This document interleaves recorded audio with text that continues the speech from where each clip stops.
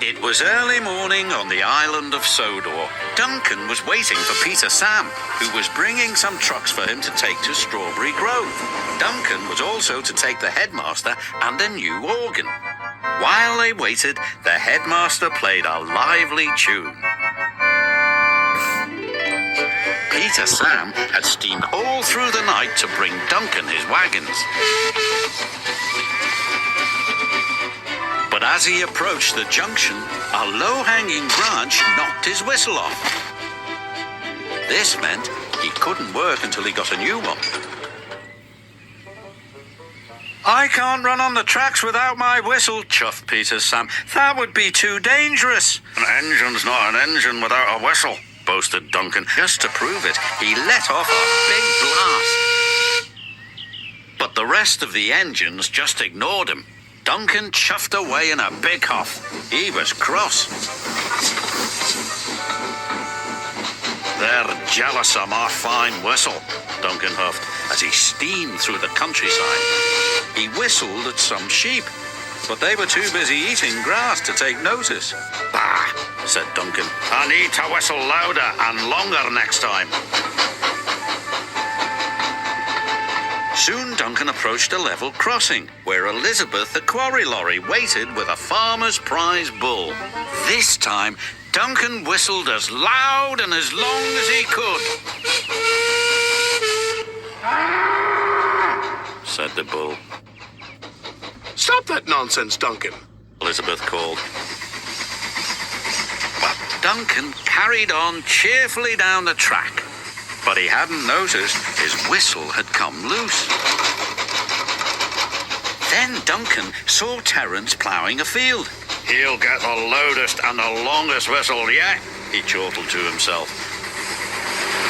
And he blew so hard his whistle shot off like a mighty rocket and landed out of sight. Everyone searched for Duncan's whistle, but it was nowhere to be seen. We're stuck, said his driver. We can't move without a whistle. It would be too dangerous. Leave it to me, the headmaster said.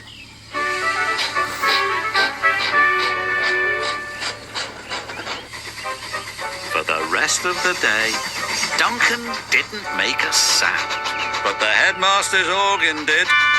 As Duncan delivered his trucks, the headmaster tooted the organ at every crossing and every stop. It alerted everyone, just as well as a whistle would, although Duncan didn't think so.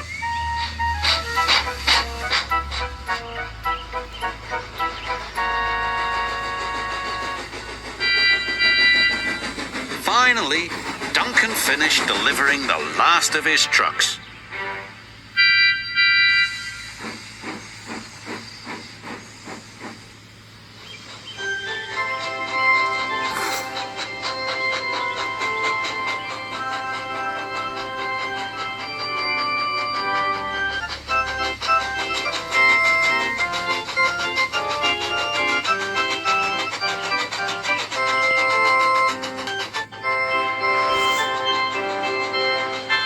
Duncan steamed quietly back to the junction as the headmaster played the organ.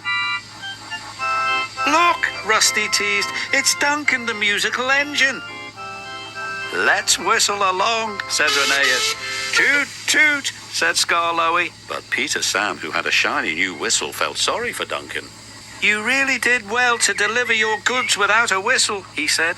Do you think so? Said Duncan, cheering up a bit. Absolutely, said Peter Sam, even though an engine's not an engine without a whistle. Or an organ, chuckled the headmaster, and he tooted the organ. And all the engines tooted back, except Duncan, who just grinned.